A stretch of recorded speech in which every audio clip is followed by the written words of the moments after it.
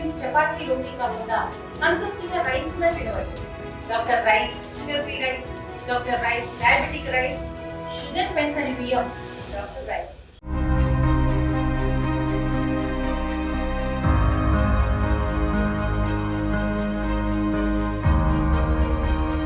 Tibetan ఆధ్యాత్మిక గురువు 15వ దలైలామా ఎంపికపై సర్వత్రా ఉత్కంఠ నెలకొంది.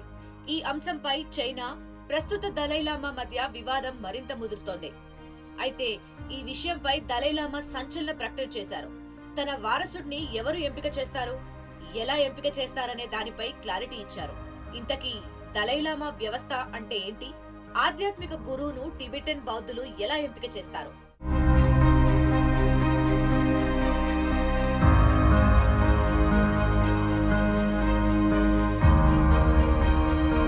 టిబెటన్ ఆధ్యాత్మిక గురువు 14వ దలైలామాకు త్వరలో 90 ఏళ్లు నిండనున్నాయి. దీంతో దలైలామా తదుపరి వారసుడి గురించి మళ్లీ చర్చ మొదలైంది. 15వ దలైలామాను తన వారసుడిగా ప్రస్తుతం ఉన్న 14వ దలైలామా ఎన్నుకుంటారు. ఇక దలైలామాను ఎన్నుకునే ఈ సాంప్రదాయం సుమారు 600 ఏళ్లుగా కొనసాగుతోంది.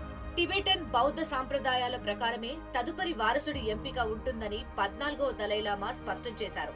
ఇందులో చైనాకు ఎలాంటి అధికారం ఉండదన్నారు. తన మరణం తరువాత వారసుల్ని ఎన్నుకునే అధికారం తాను ఏర్పాటు చేసిన గార్డెన్ ఫోర్ట్రాంగ్ ట్రస్ట్ కు మాత్రమే ఉంటుందని అన్నారు. చైనాకు సంబంధం లేని వ్యక్తినే దలైలామాగా ఎన్నుకుంటారని స్పష్టం చేశారు. దలైలామా ప్రకటనతో చైనాకు బిగ్ షాక్ తగిలింది.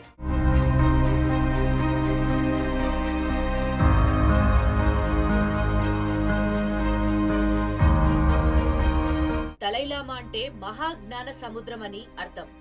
మనిషికి పుట్టుక తరువాత చావు ఎలాగో, చావు తరువాత పుట్టుక అలాగే వస్తుందని టిబెటన్ బౌద్ధులు విశ్వసిస్తారు. దలైలామాగా ఉన్నవారే చనిపోయాక మరో అవతారంలో దలైలామాగా జనం ముందుకు వస్తారని నమ్ముతారు. దలైలామాగా ఉన్నవారు చనిపోయాక వారి పార్థివ దేహపు భంగిమను ఏ దిక్కు వైపుగా తిరిగి ఉందనే సమాచారాన్ని నోట్ చేస్తారు. ఆ దిక్కు నుంచే కొత్త దలైలామా రావచ్చని నమ్ముతారు. దలైలామా పార్థివ దేహాన్ని సాంప్రదాయబద్ధంగా దహనం చేసిన తరువాత వెలువడే పొగ ఎటువైపుగా వెళ్తుందో ఆ దిశ నుంచి కొత్త దలైలామా వస్తాడని ఆశిస్తారు.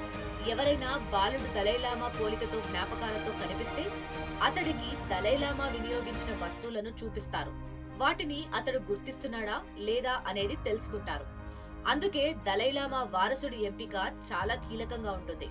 1587లో ప్రారంభమైన ఈ పునర్జన్మ ప్రక్రియ ఇప్పటి వరకు 14 సార్లు జరిగింది.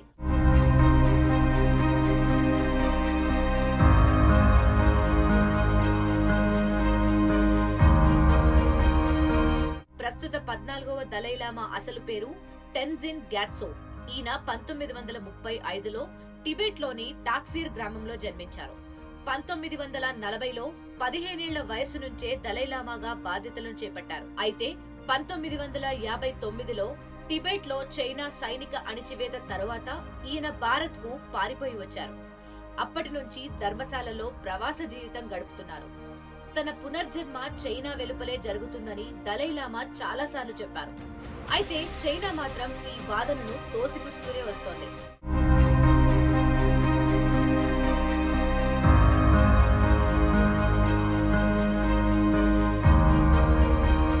1720 నుంచి 1912 వరకు టిబెట్ ను చైనాకు చెందిన క్వింగ్ రాజవంశం పాలించింది. అయితే టిబెట్ లో దలైలామాల ప్రస్థానం 1391లోనే మొదలైంది. ఆ ఏడాది తొలి దలైలామాగా గేడున్ ద్రూపా పేరును ప్రకటించారు. రెండో దలైలామాగా గేడున్ గ్యాట్సోకు అవకాశం లభించింది. అయితే 1911, 1912 సంవత్సరాల్లో చైనాలో క్వింగ్ రాజవంశానికి వ్యతిరేకంగా తిరుగుబాటు జరిగింది. దీంతో క్వింగ్ రాజవంశ పాలన కూలిపోయింది. అప్పుడు టిబెట్ లోని క్వింగ్ రాజవంశులు అప్పటి 13వ దలైలామాకు ఒక లేఖ రాశారు. ఈ క్రమంలోనే అప్పటి దలైలామా 1913లో టిబెట్ లోని లాసాకు తిరిగి వచ్చి 1933లో తాను తుదిశ్వాస విడిచే వరకు టిబెట్ ను పాలించారు. ఈ వ్యవధిలో టిబెట్ లో పూర్తిగా బౌద్ధ మతపరమైన పాలన జరిగింది.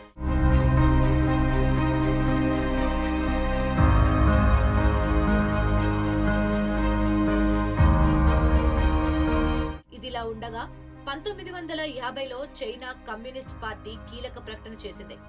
టిబెట్ పై పూర్తి హక్కు తమకే ఉంటుందని చెప్పింది. ఈ క్రమంలోనే టిబెట్ లో సైనిక చొరబాటును మొదలుపెట్టింది. ఈ నేపథ్యంలో 1951లో టిబెట్ చైనా మధ్య 17 పాయింట్ల ఒప్పందం కుదిరింది. అందులో భాగంగానే 1954లో ప్రస్తుత దలైలామా బీజింగ్ కు వెళ్లి పలువురు చైనా అగ్రనేతలతో భేటీ అయ్యారు. కానీ దలైలామా ఆశించిన ఫలితాన్ని సాధించలేకపోయారు. అంతేకాకుండా కాలక్రమంలో చైనా 17 పాయింట్ల ఒప్పందాన్ని బేఖాతరు చేసింది.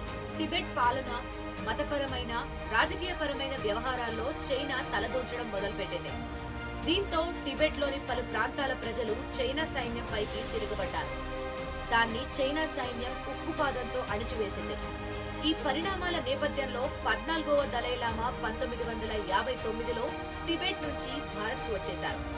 అప్పటి నుంచి భారత్లోనే ఉంటున్నారు.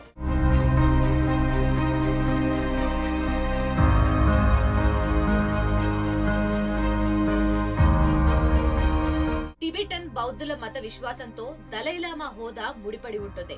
అందుకే ఈ హోదాలో తాను కోరుకునే వ్యక్తి దలైలామా కావాలని చైనా వితండవాదం చేస్తోంది. తద్వారా టిబెటన్ బౌద్ధులపై ఆధ్యాత్మికంగానూ పట్టును సాధించాలని డ్రాగన్ స్కెచ్ వేస్తోంది. ఈ క్రమంలోనే టిబెట్ కు చెందిన ఎవరో ఒక బౌద్ధ మత పెద్దను దలైలామా వారసుడిగా చేయాలని యోచిస్తోంది. చైనా కుట్రను పసిగట్టిన దలైలామా తదుపరి వారసుడి ఎంపికపై చైనాకు ఎలాంటి అధికారం ఉండదని స్పష్టం చేశారు. ఇటు భారత్ కూడా దలైలామా నిర్ణయానికే మద్దతు పలికింది. దీంతో ఇప్పుడు 15వ దలైలామాగా ఎవరు ఉంటారని ప్రపంచం ఎదురు చూస్తోంది.